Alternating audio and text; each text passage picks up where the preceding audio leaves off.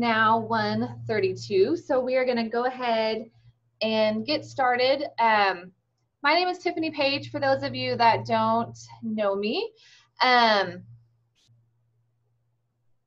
If you will all continue to put in your name and program on the chat box so I can keep track of everyone that is participating, so I know who I need to email this to if you weren't able to attend it live. So please, please, please put your name and what program you're from on the chat box, and then we will go ahead and get started. I'm going to say a disclaimer before we get started.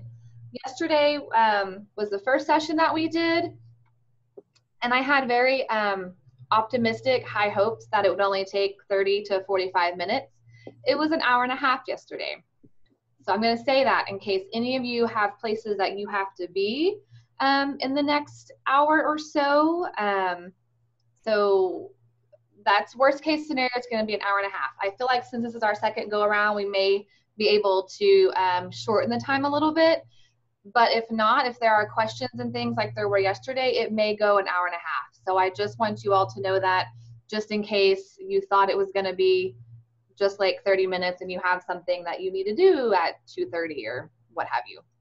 So thank you all for being here. Thank you so much for taking time out of your busy days, especially on such short notice. But I will try to keep this as short and sweet as possible. I'm going to go through the VOCA performance measurement tools step by step for everybody. And then Michelle is also, as we get to certain parts, going to walk you guys through where you put this information in Optima and where you pull certain reports. So the reason we are doing this is because Michelle was getting several emails or calls from local programs having some confusion about the VOCA reports are pulling up on Optima and what certain sections meant, what went where. And then from that, then I started talking to the District Attorney Council, who monitors your VOCA grants. If for those of you that don't know who the DAC is, they're the ones that do the VOCA grant monitoring. They cited some concerns that there was not statewide consistency in the VOCA reports, that people were not entering the same information in the same sections, and that from the DAC's perspective, that there was a lot of confusion among local CASA programs about what goes where, what data you collect, and how you collect it. So after that conversation I had with the DAC, I thought it would be best if we tried to do a training for all the local programs so that there could be some statewide consistency and that everybody is collecting the same data and reporting the same data in the same manner so that we can have statewide consistency. So that's kind of where this all came from. And I felt like the best way to do this is going to be to go through the VOCA report step by step, okay?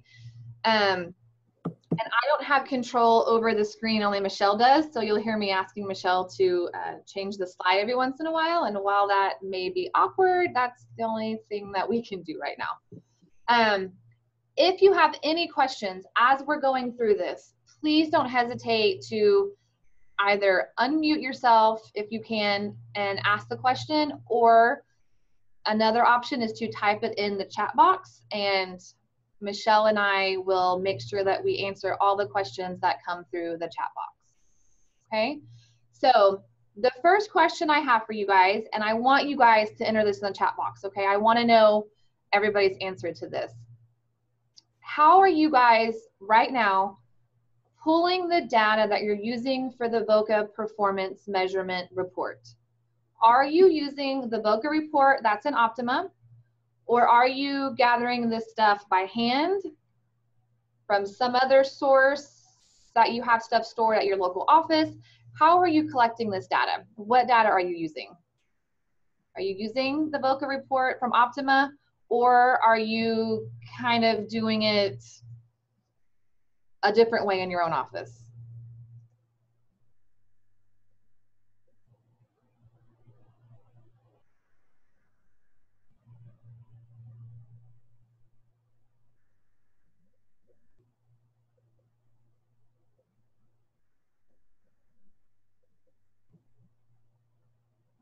Most are optimal. Okay, so I'm glad, but which makes this training even more important, okay? Because Michelle and I have both looked, and Cheryl has too, of everybody's VOCA reports that are in Optima right now. And I can tell you for 100% certainty, there is no consistency across programs on the information that's in there, nor do the reports look correct. Okay, it looks like there is some confusion from all the programs because the VOCA reports on Optima don't look as they should. And I think there's some different reasons for that, and I hope that we answer those and get to that during this training, okay? Because in an ideal world, that is where you want the information to come from, is that VOCA report Optima, because it has everything that you need for the PMTs in that VOCA report Optima. So ideally, that is where everybody, you would think that's the easiest place to pull that data from. But I think in order for you to do that correctly and accurately, the information in Optima has to be inputted correctly, which is where I think we're lacking right now. Michelle, would you concur with that? That's correct. It's the VOCA report plus one more, and we'll talk about that one more a little later, but they will have to pull 2 reports. Right, correctly. Okay, next slide, please. So let's just get into the VOCA report then. And some sections will go really quickly, and others we're going to spend a little bit more time on because that's where the discrepancies are happening.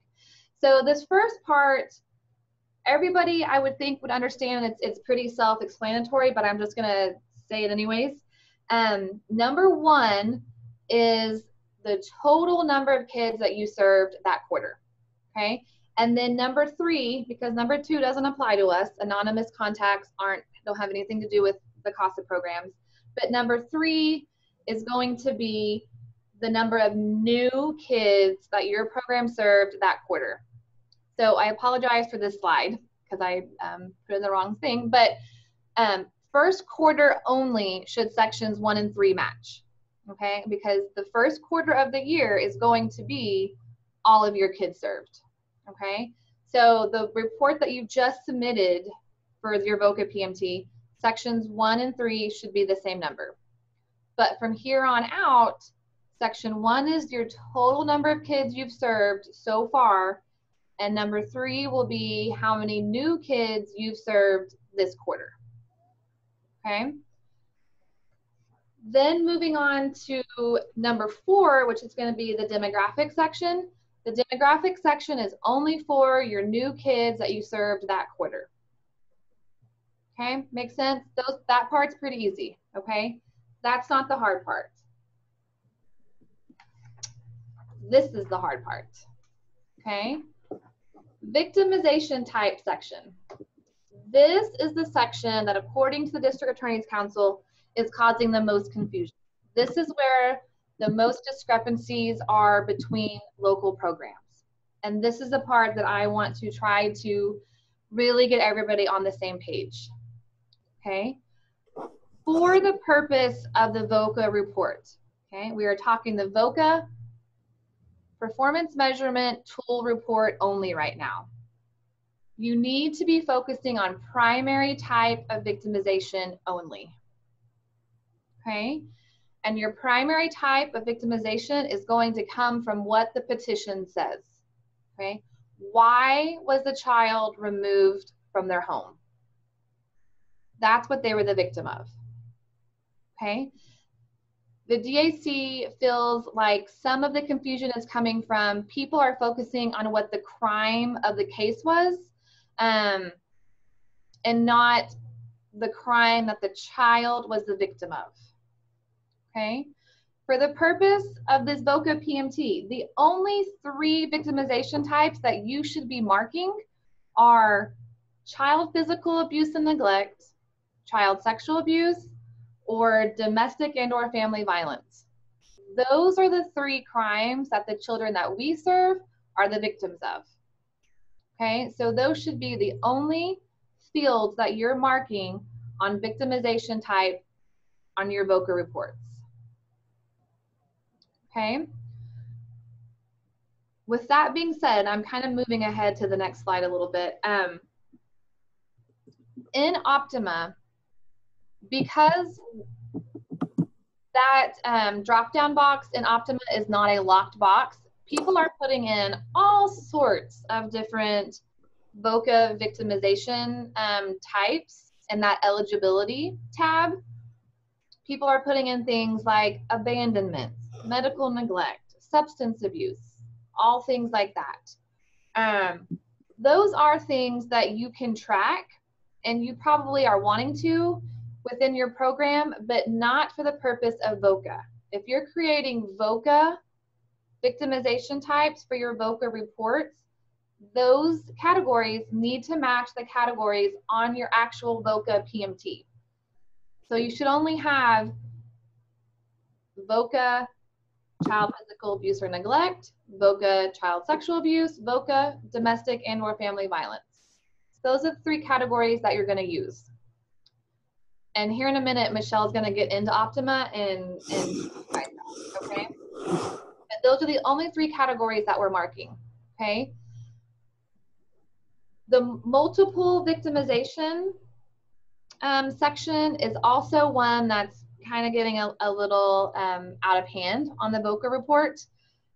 Most of the children, okay, there are going to be some exceptions to the rule like with anything, but for the majority of our cases, the children are the victim of one crime, okay?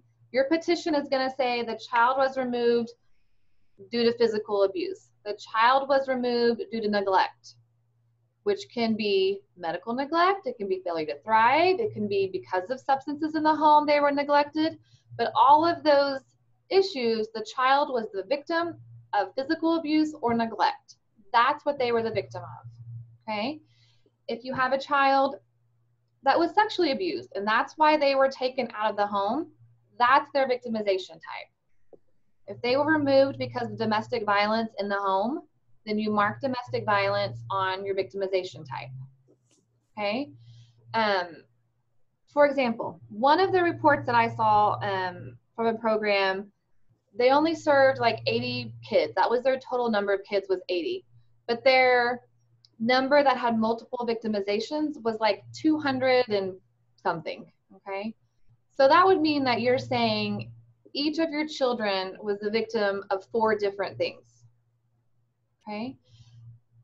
Granted, there may be some wild worded petitions out there, but most petitions that I've seen do not list 4 different victimization types, okay? They were either abused or neglected, or there was domestic violence, or they were sexually abused. Those are the 3 categories, okay? Any questions about that before I say the next thing? I want to make sure everybody understands that those are the 3 categories. Okay, so there are going to be those examples where they do have multiples, such as if your petition says the child was removed because of sexual abuse and physical abuse, and it says that, then yes, that's going to be a case where there's multiple victimizations. But the majority of your petitions aren't going to say that. They're going to list one or the other. Now, if you do have a couple of kids that have multiple victimizations, you want to make sure your numbers match, okay? And what I mean by that is, if you're looking at your total number of victims, okay, which is going to be your total sum at the bottom of this victimization page, the sum that you're putting there minus the next question that says how many received more than one victimization type, your sum minus the number who have multiple victimizations should equal the total number that you served, okay? Because there were a lot of programs who the numbers weren't adding up, okay? It was, so for example, if you're saying that you served 5 kids last quarter, okay, just to give you kind of some low numbers, you had 5 kids, okay, and all 5 of your kids fit under the child physical abuse or neglect category, okay, so you put 5 there. But 2 of those kids also listed in the petition that they were the victim of sexual abuse. Okay, so you're going to mark 5 in physical abuse and neglect, and you're going to mark 2 in sexual abuse. Your sum down here at the bottom is going to say 7, right? 5 plus 2 is 7. The next question, when it says list the number that presented with more than one victimization type, that's going to be 2. So your 7 minus your 2 is going to equal your original total number of 5. Okay, so just keep that in mind if you are counting ones that have true multiple victimizations according to the petition, that your numbers are adding up as they should. Is there any confusion, or does anybody have any questions on that before I move on?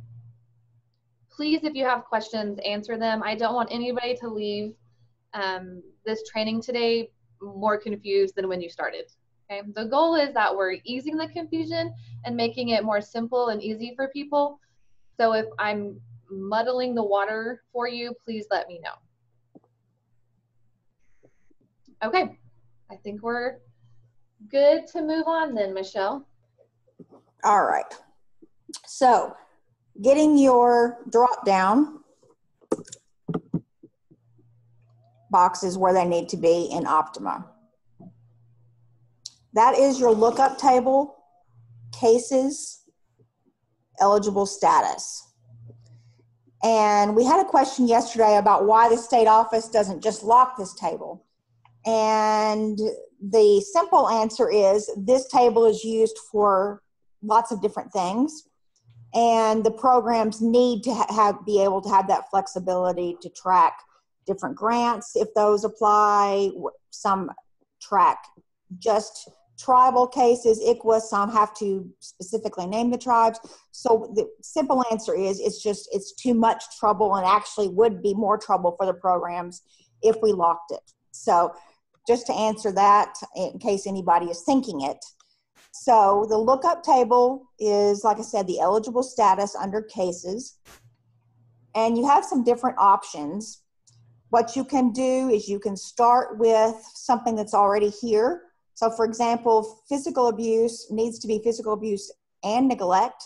So I could edit this entry to reflect what it needs to be. And I'm actually going to put child physical abuse or neglect.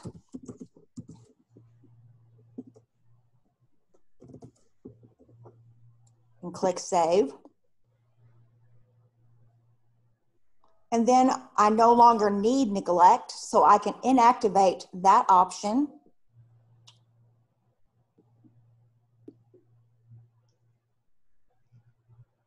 Sexual abuse is there. If I wanted to, I could go ahead and put child in there, since that is exactly what the form reads.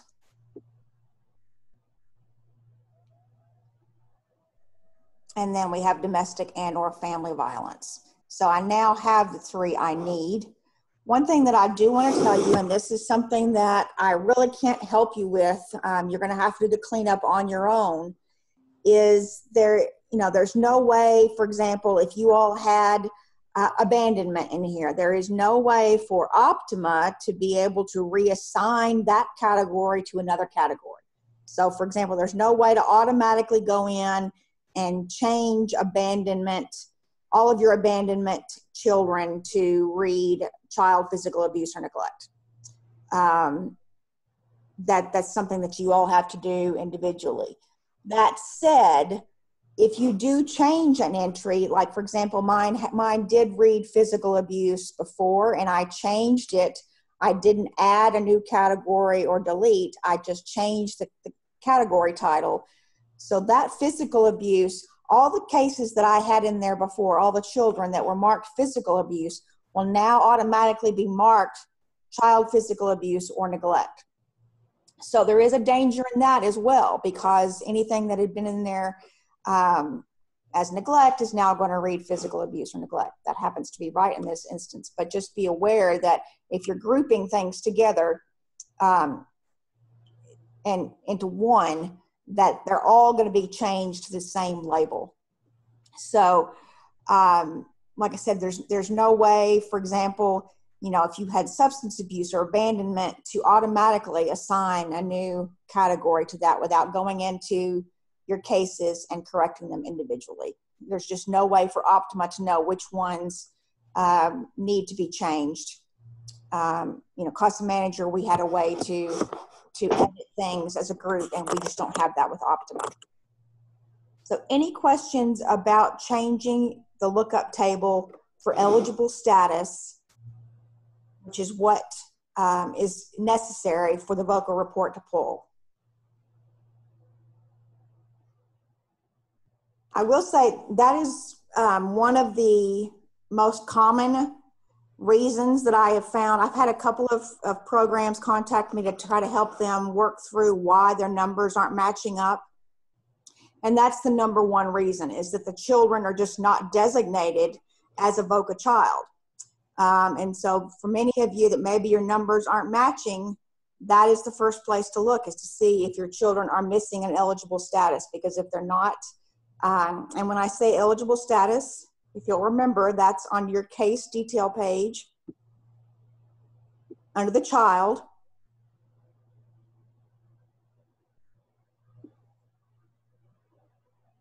And that's the tab at the bottom marked eligibility. So if you don't have VOCA in one of those categories listed here, then your child is not being counted. So that's the number one reason that I'm seeing why people's numbers are not matching.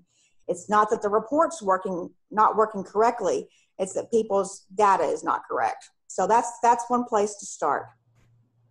Also, another place is if you have an end date for a child that's currently open. So those are the number two reasons, or top two reasons. All right.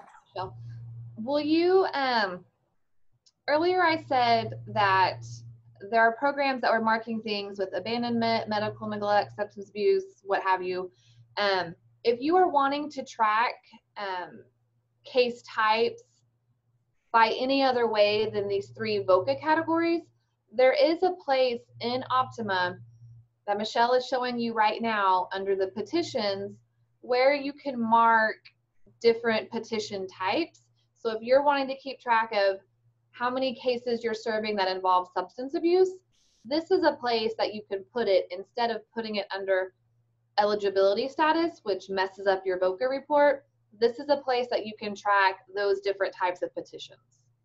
Correct. I'm back on the main case page, so you can do this for the entire case in your petitions and allegations tab.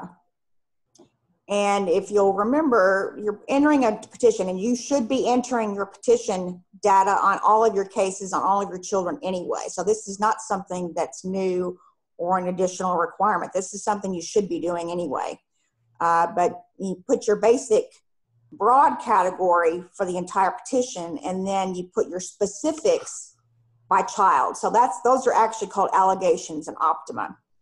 And then you have the freedom to put whatever, and this again is a table that you all can edit. So feel free to put medical neglect, abandonment, anything that you're seeing in your petitions, and you can put as many allegations per child as you need. So that is in your lookup tables, cases, allegation, and abuse types. Again, this is not a locked table, so you all are free to edit that table as you need. And if you want to track all of those things that you can't track for VOCA, like Tiffany said, this is the place to do that. Any questions about that? This is a quiet group today. Yes, much quieter. So this one may be shorter. It may be. All right. So back to you. Okay.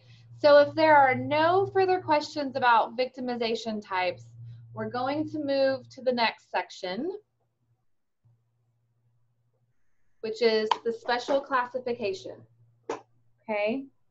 So this is number 6 on, or I guess it's still part of 5. It's still part of victimization type on your VOCA PMT, but it's at the very end. Okay.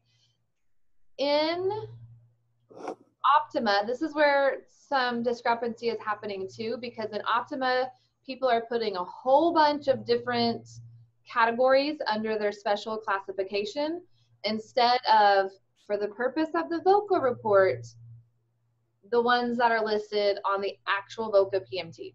Okay, so this is another place where your categories on eligibility for special classification should match the categories that are on your VOCA PMT. Okay, there are only a handful of special classifications on your VOCA PMT. There's deaf / hard of hearing, homeless, immigrants, refugees, asylum seekers, LGBTQ, veterans, victims with disabilities, victims with limited English proficiency, and other. Okay, those are the only categories on the VOCA PMT for special classification. Michelle will show you now how to kind of change that because this if you pull your VOCA report from Optima, whatever you're classifying disability types in Optima, it pulls up that report. So again, the categories aren't going to match if you're putting in different things. Right. So your special classifications for the victims for the VOCA report are coming from your lookup table, demographics, disability types. And so as you can see, even in the training database, there are a lot of things here that are not on the VOCA report. Again, the same reason we don't lock this is because programs do use this information for other grantors or things like that. So it is on you to make the decision whether or not you want to restrict yourself. But just like with the VOCA, things that you change are not necessarily going to automatically carry over. So, you know, you'll have to do your own cleanup as you go.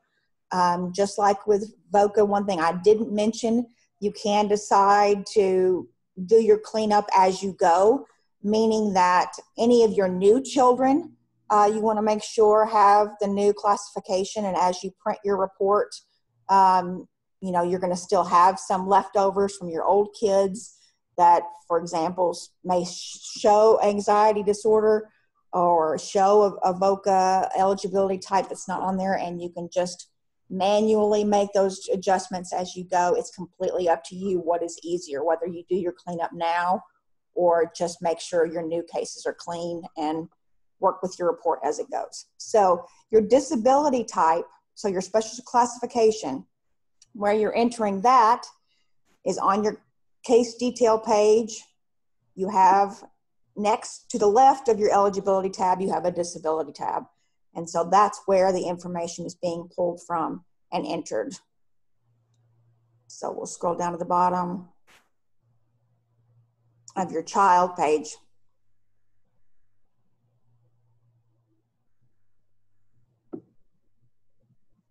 And it's the left of eligibility, right here.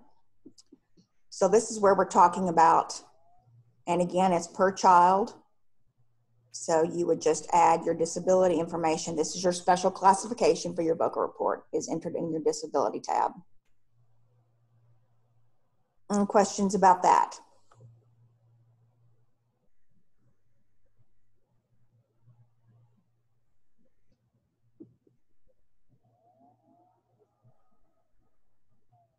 Okay, if there are no questions, then we'll move on to the next one.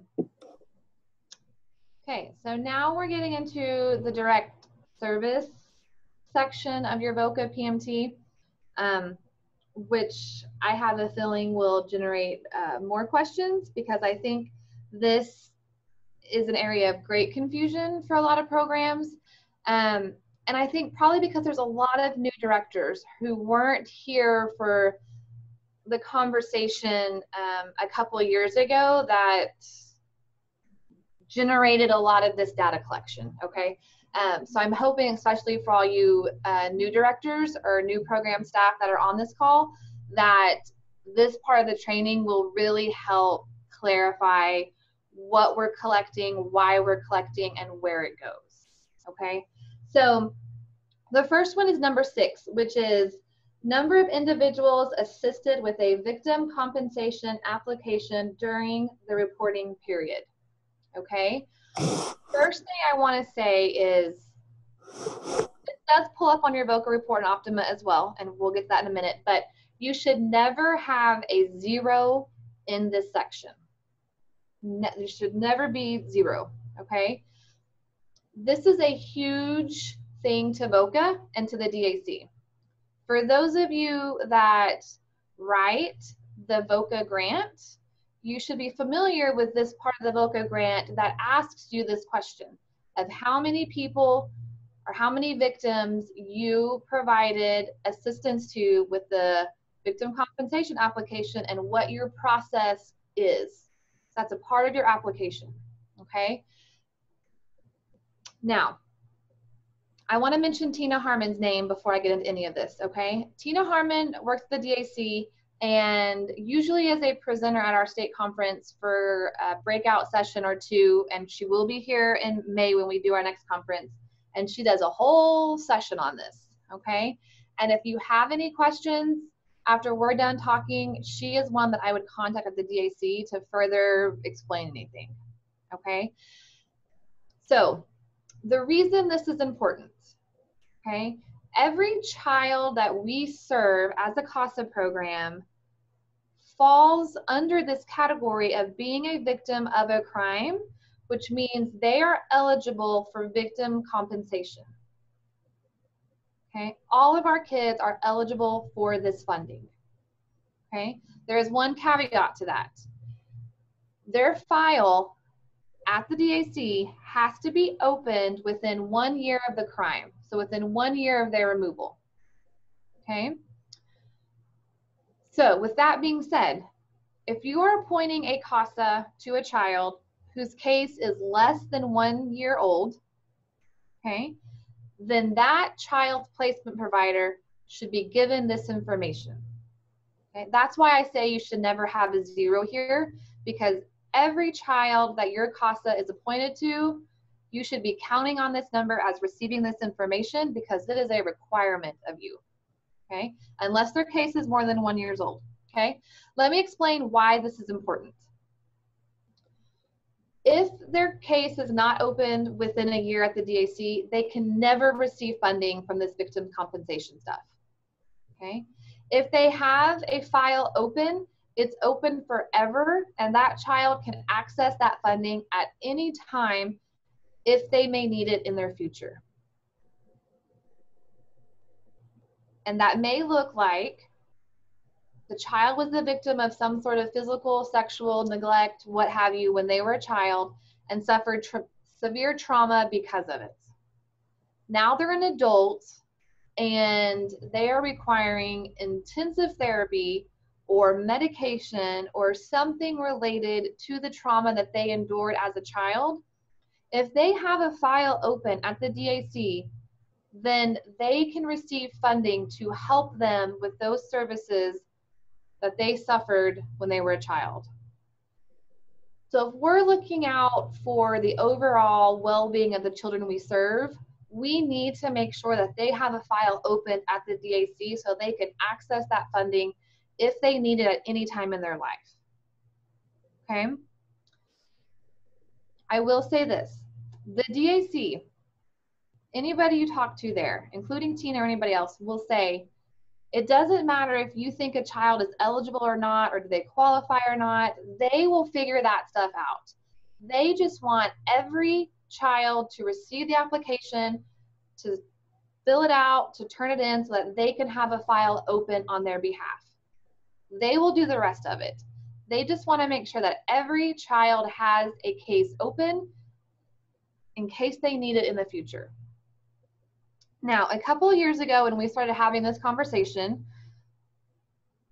we talked about different ways to do this, okay? Some of you may remember this, some of you may be too new to remember this, but we decided as the collective that we thought the easiest way to do this was to provide the victim compensation application and brochure to the foster parents. Because if their DHS worker got it, they probably wouldn't have time to fill it out. So we thought foster parents were the next best thing. because anyone can fill out the application on behalf of the child. It doesn't just have to be their legal guardian or their parent, you know, or their DHS worker. It can be their foster parents. It can also be their CASA advocate or the CASA advocate supervisor. So I will throw this out there as an option, and for you directors, it'll be up to you on how your program handles it. But one option is to have the CASA volunteer fill out the application on behalf of the child and turn it in. Okay, that's an option. That is one surefire way to ensure that the application is getting submitted and these children are having a file opened for them. Ooh, Carolyn, that's not good. And the DAC wouldn't like that either, okay? Because this is not a DHS thing, okay? This is a victim compensation thing. And the DAC says anybody can fill out these applications on behalf of the child. For those of you that didn't see it, Carolyn posted a question that says their DHS doesn't want them to interfere with the victim compensation process, which is a really big deal and a really huge disservice, unless DHS is actually taking care of it. If they are, then more power to them, and that's great. But if they're not, then we're really disserving our children, okay? Because you can give the information to the foster parents, but we again can't ensure the foster parents are actually going to fill it out and turn it in. They may, or they may forget because they have a lot going on with being foster parents. So one way to kind of help circumnavigate that and make sure that the stuff gets done, the CASA volunteer can do that. Obviously, we don't want you to burn bridges with your DHS workers, because you do have to work with them on a daily basis and collaborate with them on all your cases. But that may be a conversation that you want to have with somebody higher up at your DHS local office, or even the state office for that matter. Or maybe this is a conversation that DAC needs to have with DHS. Either way, it's neither here nor there, but our job is to make sure that all the needs of our children are being met and that they receive all the services that are available to them. And this is a really important one, because anything can happen in these children's life after we're out of it, and they may need funding to help them with that. And this is one way that that could possibly be done. Okay.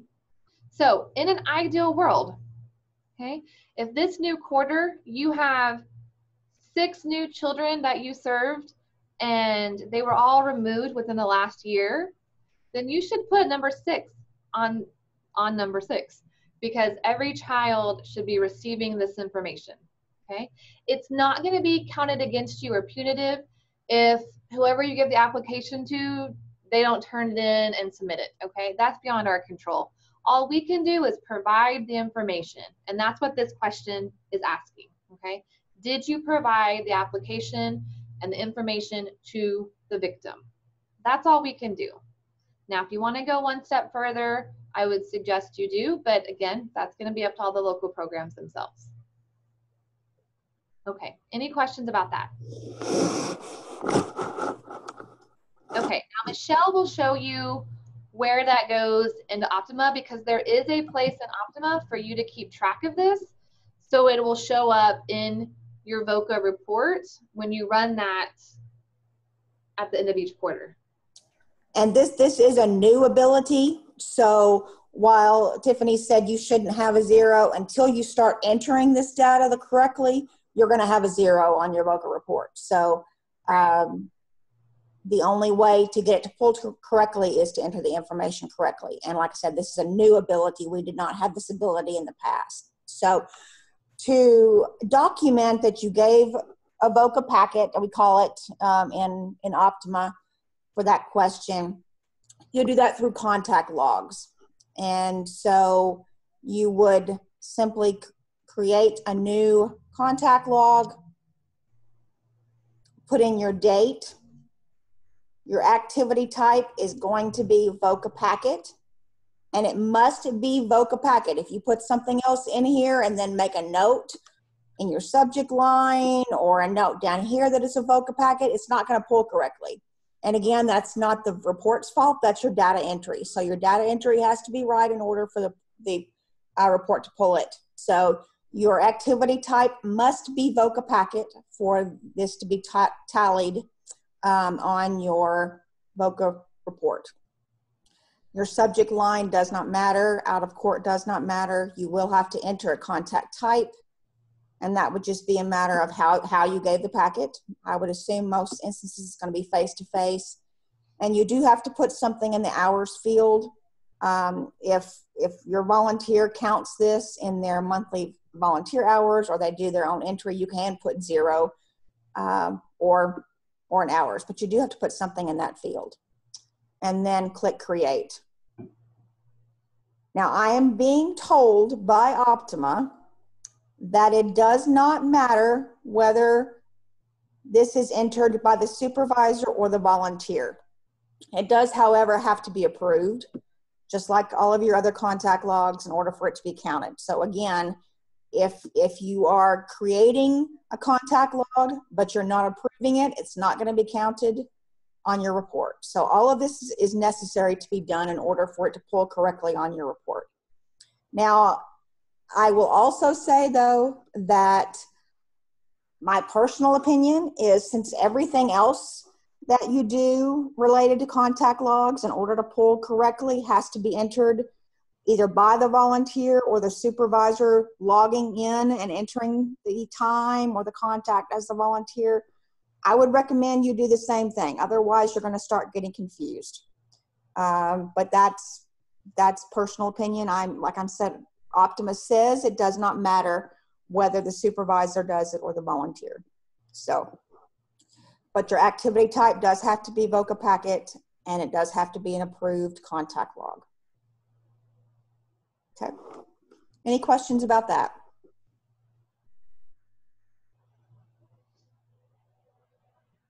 Okay.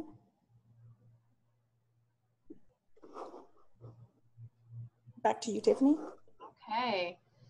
So let's move on to the next slide then. Okay, so on number 7, we're getting into the fun stuff now. The types of services provided by your organization during the reporting period. The 2 things you mark on here are A and B, information and referral and personal advocacy. Those are the 2 types of services that CASA organizations provide. Okay.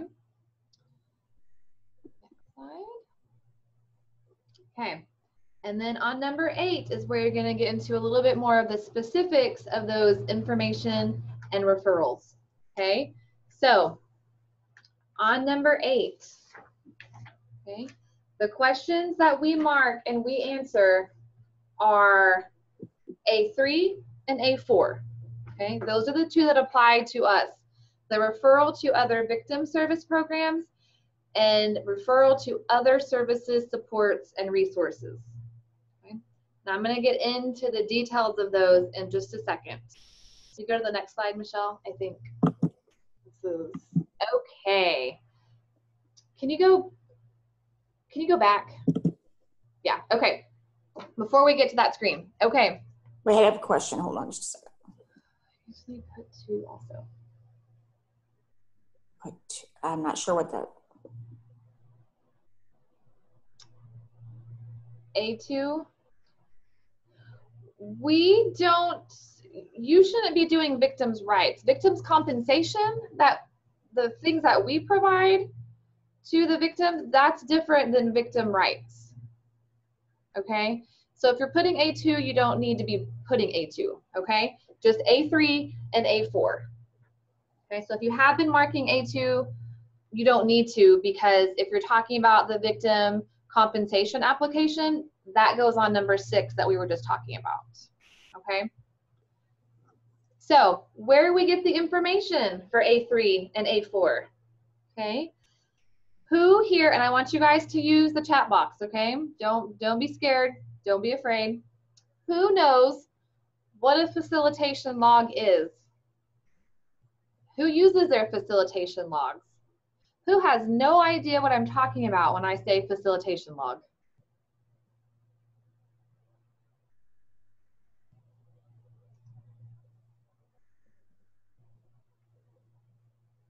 Only one knows. Come on, everybody. Does nobody else know what a facilitation log is? It's okay if you don't. That's why we're doing this, because I think a lot of people don't. But I do kind of want to know who knows and who doesn't. Thank you, Jackie. Jackie doesn't. You are correct, Sharon. Okay, so before we go into facilitation log, let me kind of back up and tell you where this came from, okay? Some of you were part of this conversation. Maura, if you're still on the call, there we go, Maura. Maura was a part of the conversation. I'm not sure you other directors if you were here then, because this conversation was probably about 3 years ago that this started, okay? And the reason we came up with the facilitation log is because there were some things coming down from national. We knew there were going to be some new things coming down the pipeline from VOCA about what services CASA does. Like, what does CASA do? What benefit do they provide for children in care? And so we were trying to come up with ways that we could capture everything that a CASA volunteer does on behalf of a child. And before facilitation logs, the only way that we were tracking what kind of recommendations or what kind of services we were ensuring that children were receiving was through your court reports. So we were keeping track of recommendations made in court, but we all know that our volunteers do so many things outside of court. They make recommendations or suggestions to their DHS workers, to their foster parents, every day about what's in the best interest of the child without actually going in front of a judge and making that recommendation. So how do we track that? So that's how we came up with a facilitation log. Okay, so the purpose of a facilitation log is to track all that stuff that your volunteers do outside of court. Okay, Michelle, we go to the next slide and show them what it looks like. So years ago, I created a form. This is Maura's form from Tulsa, which looks kind of similar to the one that we originally did a few years ago. But hers is pretty and has color on it. So we figured, kind of as a collective those years ago, that the easiest way for us to collect this information of what a volunteer does outside of a report was to include it in our monthly time forms. Because they're already filling it out on their face-to-faces, their emails, their other contacts they have with everybody involved in their case. And we included, you know, their placement changes and things like that. And then also, and you can word it differently. It used to be called facilitation log here at the bottom. They changed it to recommendations outside of court. It's one and the same thing, okay? I have a copy of this that I will be happy to give to people if they will send me an email and let me know that they want this, okay? I would strongly suggest that every program be using some form of this, okay? Because this is the best way to collect everything you need for outcome measurements, okay? Because we track number of contacts and outcome measurements. We track number of changes and outcome measurements. We track all the facilitations that are occurring outside of court in outcome measurements, okay? The only thing this form does not collect then is the actual reports, the court reports with your recommendations, but you can collect those in a report Optima as well, okay? But this one monthly time form can capture all the stuff you need except for court report related stuff for outcome measurements, okay? So this is where your facilitation log information is going to come from, okay? So let's go to the next slide and then we'll kind of come back to this, okay? So facilitating services. There's a lot of confusion on what it means to facilitate services, okay? Facilitating can mean recommending. It can mean suggesting. It can mean assisting with. But the short answer is facilitating a service is anything your volunteer is doing outside of a court report. Okay, so for instance, if you have a volunteer who is providing transportation to a counseling appointment, that would be facilitating a counseling service. So you would mark a number, however many times they did that, under counseling for that month. If outside of court, your volunteer recommended to DHS or a foster parent that their CASA child receive tutoring or receive testing for an IEP because they're falling behind in school, then that's facilitating an education service. If outside of court, your CASA volunteer has contacted their DHS worker to say, hey, my kid hasn't had their yearly dental exam. We really need to get on that. That's facilitating a medical service, okay? So whatever they are suggesting, recommending, helping get done outside of recommending it in a court report is going to be documented on your facilitating services log, okay?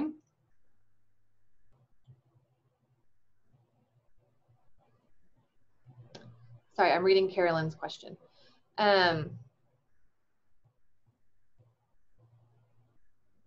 No, okay. So Carolyn's question says that they were told that facilitation was actual services we provided, not recommendations, okay? No, because just like with a court report, if you're recommending something, we have no control if a judge is going to order it or not, right? All we can do is recommend, but we want to track those recommendations because we're doing our part. Whether other people do their part, we have no control over. So the same goes for facilitating services. If we are suggesting or recommending or urging one of those categories to get done, we count it because that's all we can do is recommend or suggest. We have no say-so in if it actually happens or not. So if your CASA volunteer has recommended to their worker 5 times this month that their CASA child gets counseling, then you count those 5 times in your facilitation log. We can't help it that it's not happening, but we are making those recommendations and doing what we can to make sure that our kids receive services. Okay. I think the biggest part of the confusion is we're using recommendation in both places. The key, like Tiffany is saying, is whether it happened outside of court or in court. So if you made a recommendation in court, it goes in your recommendations in your hearing details. If you make a recommendation outside of court, it goes in your facilitated services. So that's where I think the biggest confusion is, where we're using recommendations in both places. Don't focus on that word so much as where it's happening, court report or outside of court. Right. And I'm going to get, somebody had a question about A through A4. I'm going to get to that in just a second, okay? I promise. I do want to touch on this next comment that came up about now that volunteers are responsible for entering this information to Optima, worrying that it may not all be entered or accurately. I completely 100% concur with your concerns. And this is a conversation that is ongoing here at the state office at least, and I know with some other local programs, about the accuracy when we let volunteers enter their information. And Michelle will probably shoot me for saying this, but I am a strong believer that I think it's okay for the volunteer supervisors to be logging in as the volunteers and entering their monthly time forms to make sure that everything is getting entered correctly. I won't shoot you. Okay, thank you. I have no dog in that. Right. And that's up to you guys as individual programs. If your volunteers are doing a great job and they're keeping track of their stuff as they should and they're entering it as they should, then great. But if you have those that aren't, then I think that falls back on the supervisors to make sure that stuff is getting entered correctly, because we definitely don't want to be missing any of this information. So actually most of the programs aren't even allowing their volunteers. So okay, so there's that for Kim who asked that question. If you don't want to let your volunteers, then don't. Then the supervisor can do it. But again, you have to log in as the volunteer, not as staff, because it won't pull it up. Okay.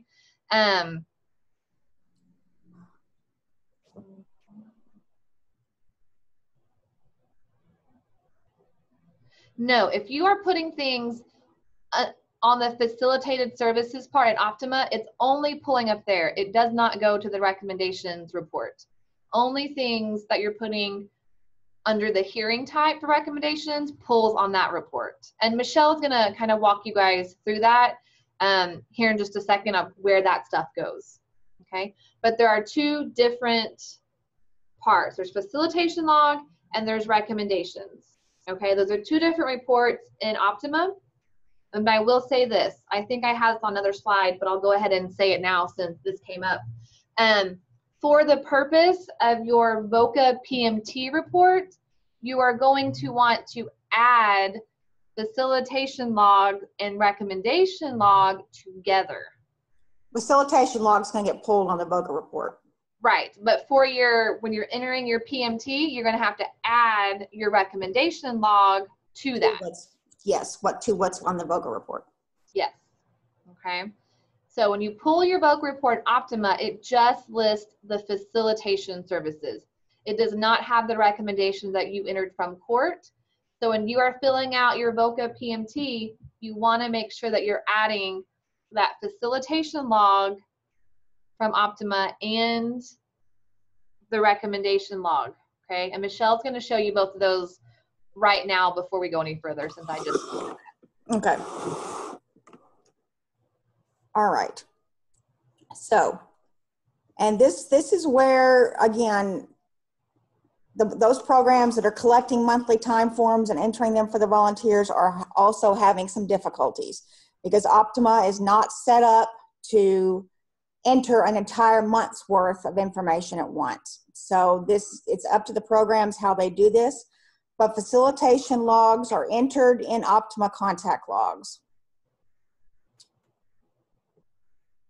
So to create a facilitation log entry in a contact log, you'll put in your activity date.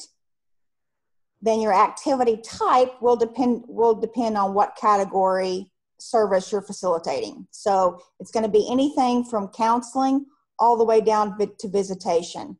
And this is where, again, those monthly folks are going to have a little bit of difficulty, and you'll have to decide how to handle it, because there is no way, for example, if your volunteer gives you a monthly timesheet with 4 under counseling, to put 4 here. What you're going to have to do essentially is create 4 different contact logs within that date range. So this is where this square peg in the round hole goes with our outcomes and Optima. So the big thing is your activity type needs to be one of these categories between counseling and visitation. Contact type has to be entered, and hours. So whether it's 0 or you actually enter hours, and then click create. Just like all of your other contact logs, they do have to be approved in order to count. So you have to make sure you take that step as well as supervisor. So supervisors have to approve these. Again, some folks are talking about their counts not being right, and then I go in and look and there's a problem with the way they're doing their data entry. So it's important that your activity type be one of the appropriate facilitation categories and that it is approved.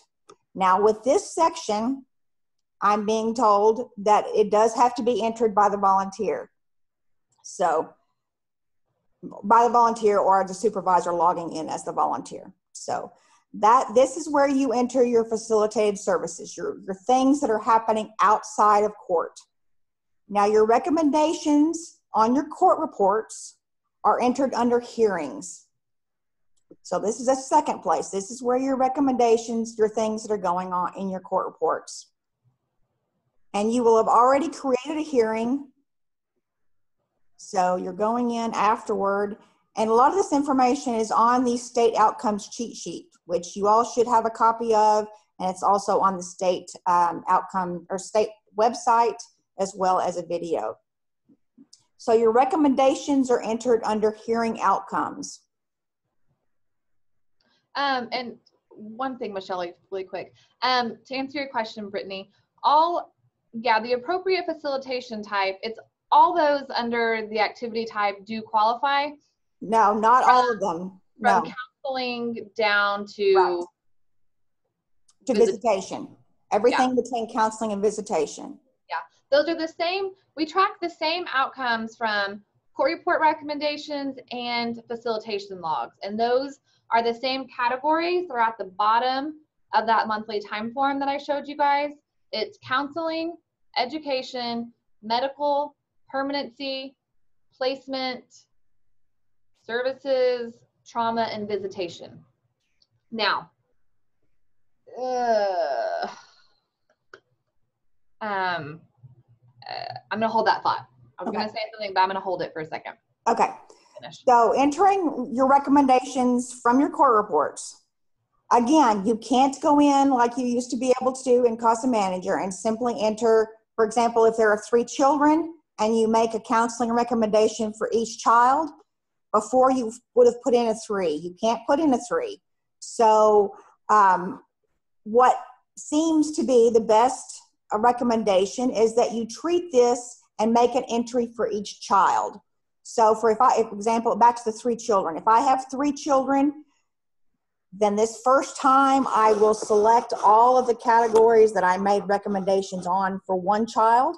And you'll see you have control click so you can multi-select. So for 1 child, if I make a counseling recommendation, I also make an education and a placement recommendation, and I click create. If I have a 2nd child, I repeat the process. If I made a counseling recommendation for that child, to select that. And then whatever recommendations I made for that 2nd child. If they happen to coincide, great. If not, create those. If a 3rd child, do it again. That way I end up getting a 3 with counseling, but unfortunately you just have to make multiple entries just like with your contact logs. So you'll select your categories there. And that's under hearing outcomes under your hearing detail page. Any questions about that? Or Tiffany, do you want to make your comment now? I was kind of jumping ahead to what went into my category, but I'll get back to that. Okay, I'm not seeing any questions, so I'm gonna go back. Okay. Okay, can you go to the next slide? Let's see where we're at. Okay, so here we go. This goes to the question that somebody asked earlier. A3. Okay, referral to other victim service programs. That's where you're going to count your counseling and your trauma. And only those 2. And only those 2. Your A4, referral to other services, supports, and resources, you're only going to count education, medical, or other child services. Okay. So right. remember, the category actually is going to say services child instead of other. Right, in Optima. Yeah. So remember, this is for your VOCA performance measurement tool report. Okay. For A3, we count counseling and trauma. Remember, that's counseling and trauma from both facilitation logs and recommendations made in court reports.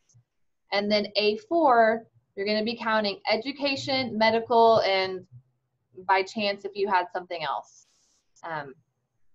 from both facilitation logs and recommendations. Okay, so that's what goes into those categories for your VOCA PMT. Tiffany, if it's okay with you, let me go ahead and show them the reports they're going to pull. So yes. your VOCA report you will pull that's going to answer all these questions that we've already talked about. And your VOCA report from Optima is already going to take care of these exact categories from your facilitation log. So what you will need to print in addition is your contacts and recommendations report from your custom reports. Now, I don't have access to custom reports in the training database, so I can't show you exactly. I just want to show you what it looks like. This is what your contacts and recommendations report looks like. It's under your custom reports, just like your VOCA. It's called the Contacts and Recommendations Report. And this is the area that you're going to be looking at. And so what you'll need to do for A3 is you'll need to take the number for counseling and add that to what you see on your VOCA report, as well as trauma. So you will have to add those two from your recommendations log only to your VOCA report. And then for A4, you'll need to add the number here on medical, education, and services child. So, like I said, the VOCA report will take care of pulling those numbers for facilitation. You will just need to add and print or pull this report in order to get your recommendation numbers for those categories. So again, counseling and trauma are A3, and A4 are services child, medical, and education. And I can show you where it is in the reports menu. It is in reports, custom reports, and then yours will list. Mine doesn't, but yours, contacts and recommendations, and your VOCA report are both here. Any questions about that?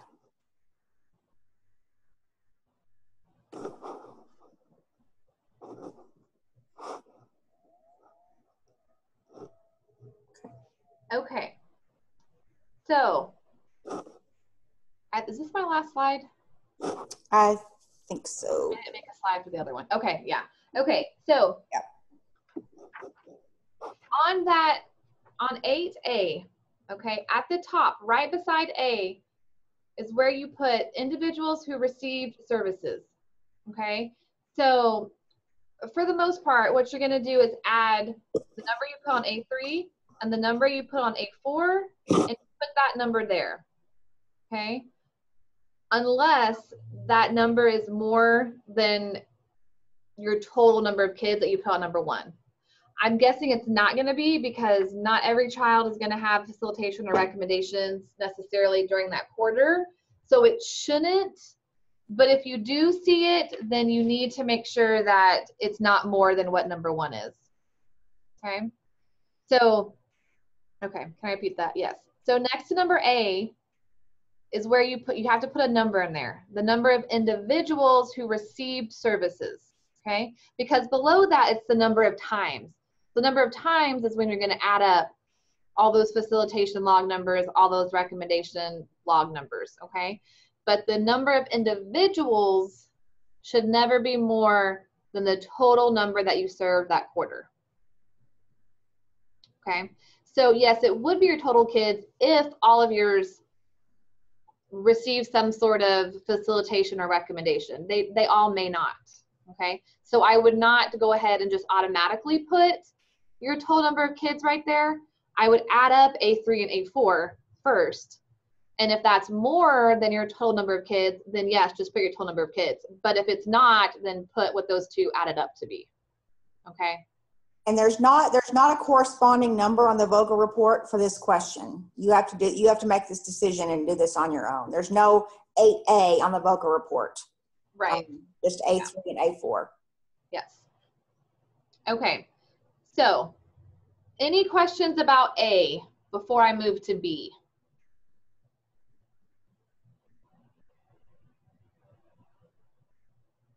Okay. So B is individuals receive services for personal advocacy / accompaniment. Okay. So the number that you're going to put right next to B, that is going to be the total number of kids that you served that quarter. Okay. Because every single one of the kids that you served that quarter received advocacy services because you are their advocates. Okay. So right next to B, you're going to put whatever your total from page 1, question 1 was, okay? The other number that you fill out under B is going to be B4, individual advocacy. The number that you put there should be the total number of kids that you served plus whatever number you put in number 6, which is how many victims did you assist with the victim compensation application? Okay, so I'll say that one more time. Next to B, the number of individuals should be the total number of kids you served that quarter. B4 is going to be that number plus however many children you put on number 6.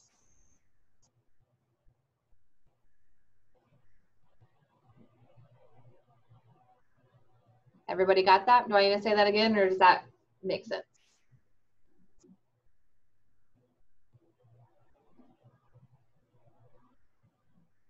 Okay, so that is the end of the VOCA PMT. We don't fill out any other sections past that. Okay, that's as far as we go. Any questions about the VOCA performance measurement tool report? What goes where you put things? Do you need me to clarify anything else?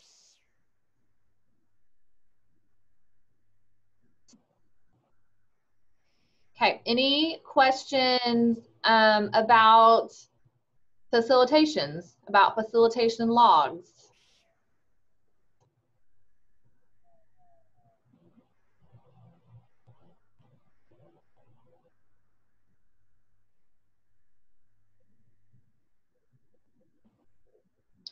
On number 2, no. If you're talking about number 2, on the very first page of the VOCA PMT, no, we don't fill that out because we don't have any anonymous victims. So no, we just do 1 and 3, and then from there on. Yes, Carolyn, this will be, this is recorded. Today's and yesterday's are both recorded, and Michelle, they'll be posted on the website, correct? Yeah, I'll get it to Jennifer to on the training. Yeah. Yes. Okay. If there are no other questions, we will be done. We finished a little bit early than we did yesterday, so awesome. Yes, I can give you the PowerPoint and that time form, but I need you to email me, okay? Because I don't have everyone's contact information, especially if you're not a director. And for some of you who are saying you want it, it just shows me that you're CASA user. So I have no idea which CASA user you are. You can email me at Tiffany, TIFFANY at oklahomacasa.org. And we'll also post the PowerPoint to the state website, but she can also email you. It'll be both places. PowerPoint and recording will be on the state website, okay? If you need anything else or you want that monthly time form emailed to you, or you have any questions at all, please email me. Again, it's Tiffany at oklahomacasa.org.